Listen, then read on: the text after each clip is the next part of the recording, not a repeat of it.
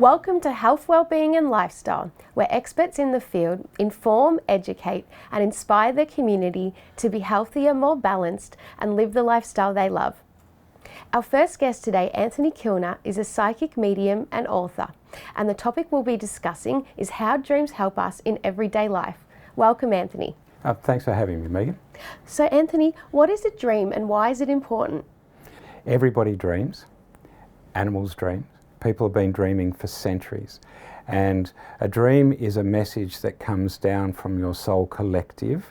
So it's the sum of all your souls together through what we call the superconsciousness to our subconsciousness. And then we have that dream during the night or during our sleep state. So it doesn't have to happen just at night. And then that comes to our consciousness and we have to interpret that. And the way we interpret that is, if we have subjective, it means it needs interpretation, and that's what a dream is based around. If it's objective, it's real. And so where we look at what happens with a dream is, it comes through as a message, and it'll be quite often muted in colour. For older people, I normally say it's like a black and white cartoon on a colour TV. It's muted. You tend to watch it rather than be a part of it. And it's a message for you to help you to move forward.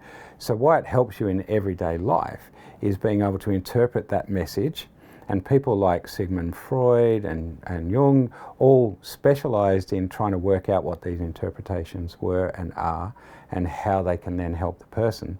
And sort of skipping forward, we just have a broader interpretation now because there's so many more distractions in our lives. So there's so many more things in our minds that the message can work with.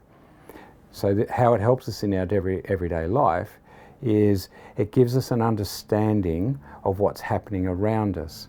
And so we take that understanding and we change our lives accordingly, and then of course that dream will go away. The part of that that's really important to note is that we have to interpret what it means to get the best out of it. So for example, you have a dream where you see yourself driving along a road. You can't quite see the colour of the car, but let's say it's blue. And you get a sense that it's blue. And you're driving along the road and you go off the road and then it gets rougher and rougher and you start climbing up a mountain and you get to the top of the mountain and in the distance you can just see the sun coming up. And you think, wow, what does all that mean? You know, it's a bit interesting. So what it really means is, in the person's direction, represented by the vehicle, there's a lot of communication issues that are coming up for them, represented by the blue of the vehicle. Going from the smooth road to the rough road means that there's going to be a situation in their life that requires some really good, solid interpretation and communication with to help them get to the top of the hill. When they get to the top of the hill and they see the sunrise coming up, then what that means is that they've got there, they've done the work, everything's getting better, and from there on in it's a lot smoother. So it's all those little things like that. Now it can also, in a dream, you might see yourself with a loved one or with family and friends, and so you have to interpret what does that mean. And quite often, instead of it being the family or the friends, it means aspects within yourself need to be addressed. So for example, you might have a dream where your mum's there and your mum's telling you to cook this food in a specific way, and there's a lot of anger around it and pots going everywhere. It's not your mum as such. It's her energy that you hold within you and about how you are looking after yourself on a nutritional level, and that the anger and frustration that's within you is showing and coming out, and you need to let that come out and look after yourself properly. So it's really quite intricate. In the more detail you get, the more you can actually interpret to help you to move forward in life. What happens when we have a reoccurring dream and how can we change that? Reoccurring dreams, Megan, are really interesting because it means the person's not understanding the message that they're getting from their original dream. And so it keeps getting worse and worse and worse until we actually take note of what that dream is. And so the way to deal with them is really interesting, because we quite often, people will say to me, oh, they've remembered the same dream over and over and over and over again. Well, that's their soul telling them they have to change, and most people get to a point they don't want to change. So the dream gets nastier and nastier. The really good thing about how to deal with them is take note of all the details in that dream, see how it works in your life, and then make a change. And once you make that change, the dream quite often goes away. It might lessen down because you've only made part of the change. It really, if we're talking about our soul collective giving us those messages, that's because they've got our best interests at heart. And if everything was all beautiful and fluffy and light, we'd never change. So it has to get graphic, because otherwise people aren't going to take any notice of it. And that's the way to deal with it. What tips can you offer for our viewers in terms of them looking at their own dreams? Well, there are quite a few tips we can really suggest. The first one is go to bed with a pen and paper. As soon as you wake up or you come back from that dream, write down as much detail as possible, because when it comes to interpreting that information, the more detail, the more accurate a person can work it out. All right, so that's the first big tip. The second tip I say to people is to be open to what's coming through and then establish sort of the differences. And so to do that, you need a really good book or reference material that explains what does a house represent, what does a car represent, what are all the different aspects of things subjectively and how they're interpreted, even down to colour. So good reference material, good dream interpretation book will make a big difference. The last tip would be to go and see somebody that specialises in dream interpretation, because there is a big difference between dreaming and astral travel.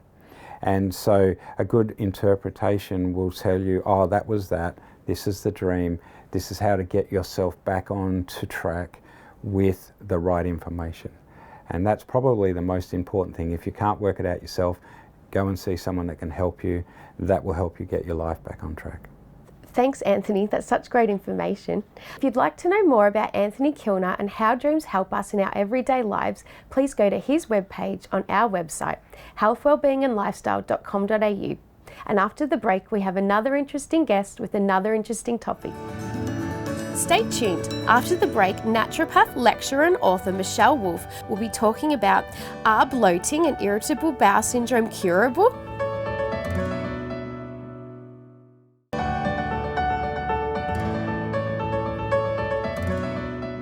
Welcome back. Our next guest, Michèle Wolff, is a naturopath, lecturer and author, and the topic we'll be discussing is, are irritable bowel symptoms curable? Welcome, Michèle. Hi, Megan. So, what is the cause of irritable bowel symptoms? It can be many causes, and I'll also just describe the symptoms because they can be very varied. So irritable bowel is a broad term that can cover alternating constipation and diarrhea, bloating, excessive wind, and pain and cramping in the gut. You know, some people may be diagnosed with irritable bowel and tend more to constipation, others may have diarrhea, so there can be several different symptoms involved. Yes, it's definitely curable once the cause has been found. So there's lots of different causes to irritable bowel. So it can be, for example, a type of pathology, which could be an overgrowth of bacteria, abnormal bacteria, like streptococcus or enterococcus. It could be an overgrowth of a parasite, it could be overgrowth of a fungus, it could be an intolerance or an allergy to a particular food. It can be simply stress that causes it, or a lack of a nutrient that is used up due to stress, like magnesium, which is a relaxant to the gut. And it could be due to a lifestyle where there's, for example, a truck driver who sits for hours, or somebody that has a lot of shift work and they're changing hours. That can cause problems with the gut and a lot of discomfort and bloating. And it can be something more serious that needs to be investigated.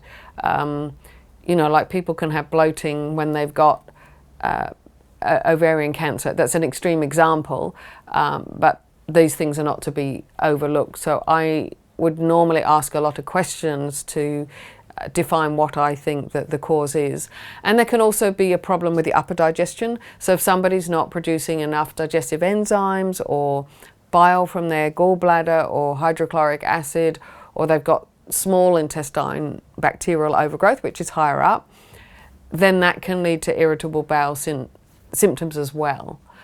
So it's quite varied, but they can all be cured if they have the right medicine. So irritable bowel is curable? Yes, it's definitely curable. So once we found out what the cause is, so you know, if you're intolerant to wheat, it may be taking the wheat out, allowing the bowel to heal, giving specific herbs and remedies, and then there may be a time that you can bring wheat back in, as long as there's not something more serious like celiac disease, which can cause irritable bowel as well. That can be masked as it as well. If there is a parasite infection diagnosed, then we will use specific herbs for specific parasites. So we may use wormwood or garlic or Artemisia annua, black walnut. There is a pomegranate. There's a whole range of herbs depending on which parasite there is, and the herbs need to be tailored by a naturopath. I wouldn't go out and take them yourself, because it's a certain amount of meals and the prescription is quite defined. If it's a fungus, we would use herbs like golden seal podarco, horopito, to name a few, and they would be given for a certain amount of time along with a diet that starves out fungus, and along with correcting the microbiome. So just like you have healthy soil with good healthy bacteria and then your plants grow really strong, we want to have healthy flora and fauna in the gut, and then the parasites don't come in the first place. Also, if you've got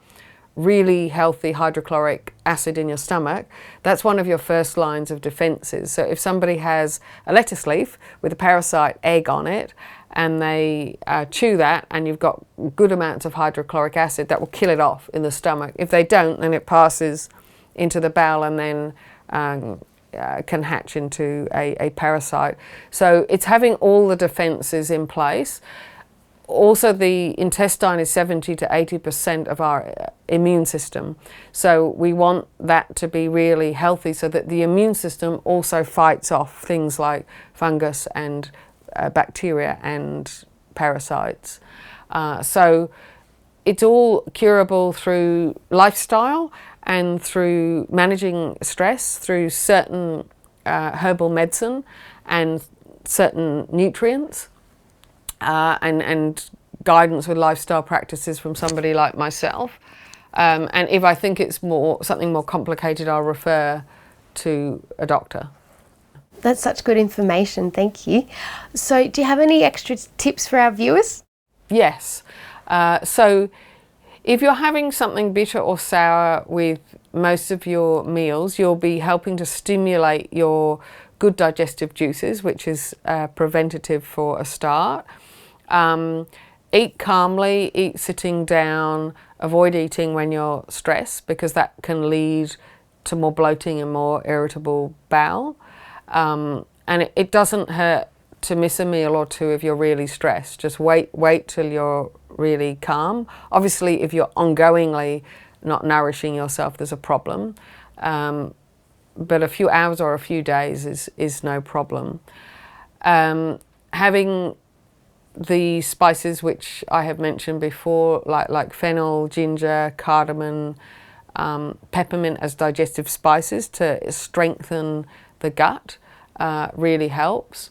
And if you're going overseas to a foreign country where you may pick up a parasite, take a really good non-refrigerated probiotic with you and ask your naturopath what you can take with you to both prevent and treat parasites, so that you can sort of knock it on the head quicker.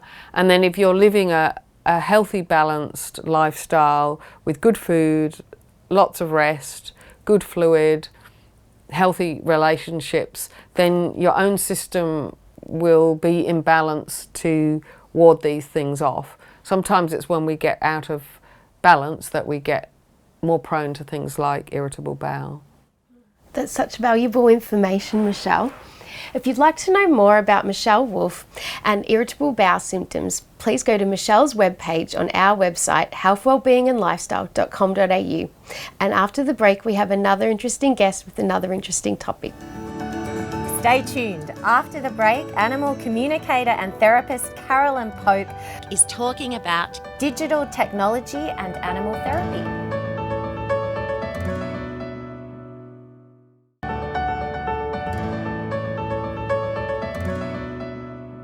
Hello and welcome back. Today in the studio we have Caroline Pope, an animal communicator and therapist, and today's topic is digital technology and animal health. Hello Caroline and welcome. Thank you, it's good to be back. Can you please explain to us how today's digital technology helps with animal health? Hugely. I use a software program that maps over 150 points on the body field. So you can call it the body field, you can call it the aura, energy field. People have been used to that concept for quite a while. But in this case, Peter Fraser mapped the body field, and I'm able to scan an animal and know exactly what areas of the body field need correction. And of course, no therapist is 100% on their game every day. So it backs me up really nicely. Think of it like cheat notes on the computer game. I can see exactly what's going on, if I'm missing something, extra areas for me to concentrate on, those sorts of things. It's absolutely invaluable, and I now scan every animal I work with. And how do you apply this technology? I've got a little handheld bioenergetic device, and it emits frequencies. When you get to quantum, everything is frequency. So if something's not working properly, it's simply resonating at the wrong frequency. So this will then unblock that particular frequency and the corresponding meridian. So for example, if I'm treating a lumbar spine, it'll be the frequency of lumbar spine plus the lung meridian and the bladder meridian. If I'm working on the thoracic spine, it will be the bladder meridian and the gallbladder meridian. It will be unblocking as well as that particular frequency. And of course, that's why the acupuncturists used to put needles in. When you unblock the energy and get the energy flowing, that's good health and less pain. It's absolutely fascinating. And once I've scanned an animal, which takes 3 seconds, so it's great for cats, I can work on an animal without actually touching it, just using this handheld device. And particularly with cats or an animal that's really traumatized, when we had the bushfires, we were able to do a lot and help a lot. And for wildlife, birds, these sorts of things, it's just amazing technology, and it really helps in a non-invasive way. And the less stress the animal is and the less pain the animal's in, obviously the quicker they're going to heal. I started with one of my own cats. It's always your own animals you do first. She was having pain-killing injections every second day. You couldn't pick her up. And we pretty much thought it was the end of the road, scanned her, and within an hour, she hadn't been able to use the litter. She was only able to defecate every third or fourth day. It was just a disaster. And because she was so sore, within an hour, she'd use the litter. She was 100% until the day we euthanized her. She never needed another painkiller. That got my attention instantaneously. And then later down the track, one of my own animals, my Anatolian, for those that don't know, they're about 60, 65 kilo. They're a livestock guardian. He was 4. We now know he had a brain tumour. We didn't at the time, but he'd become really dangerous to the point that I'd actually separated the cats out of the room because I was so worried he was going to kill them. And his euthanasia had been scheduled the next day. I picked up my little handheld device because desperate people do desperate things. There were 5 brain settings on it. I used it. He lay down. He went to sleep, which he hadn't been able to do, got up and started to play for the first time in 6 months. Right, okay, cancelled the euthanasia. At first it was every second day. I used the machine, he was fine. Ultimately, as the disease progressed, it got down to every 3 hours, day and night. And that gave me nearly 4 months that I hadn't realised how many favours I could pull both nationally and internationally. But There are some things you can't fix, and a brain tumour is one of them, but it gave me 4 months of quality for both of us before we had to make that decision. And that was just huge. He was safe around me, he was pain-free, couldn't ask for more. You can't save everything, but you can give them quality while you have them.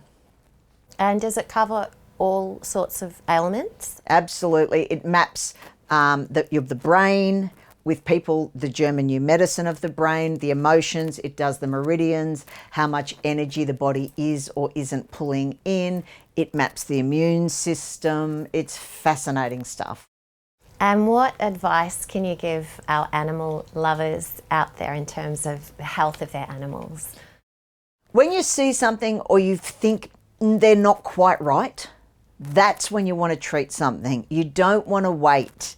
You think of an animal, oh, they're a bit flat and it's been more than 24 hours. That's when you want to get onto it, not waiting till the dog actually growls at the child or whatever because they've been in pain for 2 weeks.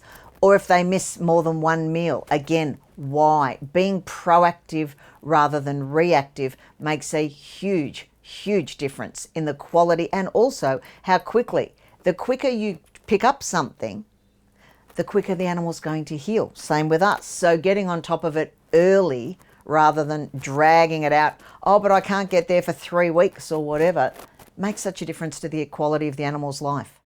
Oh, thank you so much. That's great advice. If you want to learn more about Caroline Pope and digital technology for animal health, go to her webpage on our website, healthwellbeingandlifestyle.com.au. That is our show for today. Please join us next week for some more great guests and fascinating topics. If you'd like to know more about our show, please like our Facebook page and subscribe to our YouTube channel.